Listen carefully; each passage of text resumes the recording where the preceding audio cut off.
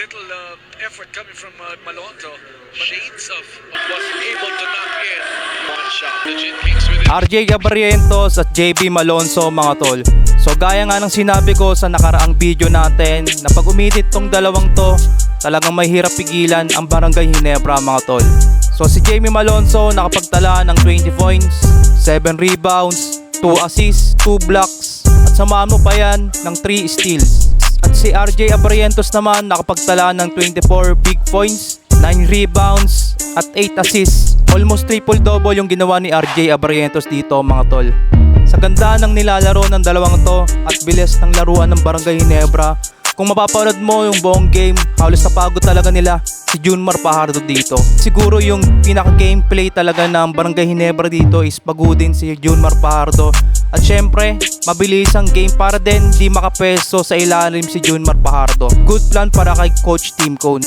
At syempre, sa score din ni Scottie Thompson na meron 16 points at 7 rebounds, talagang mahihirapan talaga mapigilan ang Ginebra pag ganitong mga numero yung pinakita ng Barangay Ginebra dito. At syempre, kay Junmar Fajardo na meron lamang 14 points na common naman sa laki ni Junmar Fajardo. Habang sa score naman, talagang nakakapanibago yung pinakita na numero ni Junmar Fajardo dito. Dahil almost nakaka 20 points ang score nito kada game. At ngayong semifinals na game 3 kontra Barangay Ginebra, nakapagtala lamang siya ng 12 points. Sobrang baba no pinakita ni Junmar Fajardo dito mga tol. So sa ganda naman din na nilaro ni Trollano, naka 22 points at 3 rebound. So grabe yung pinakita ni RJ at Jamie Malonzo dito mga tol. Kung hindi mapigilan ng SMB at ganun pa rin yung pinapakita ni Junmar Fajardo every game, talagang may kalalagyan ng SMB sa Ginebra dito.